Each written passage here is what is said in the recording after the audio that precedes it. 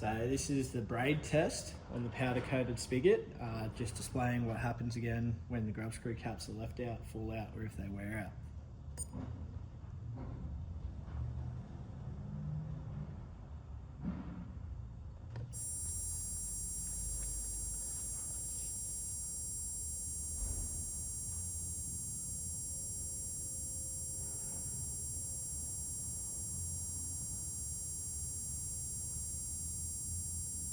So you can see there straight away there is no resistance,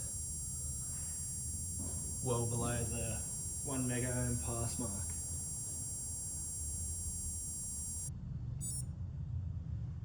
And there's the X there to show it's failed.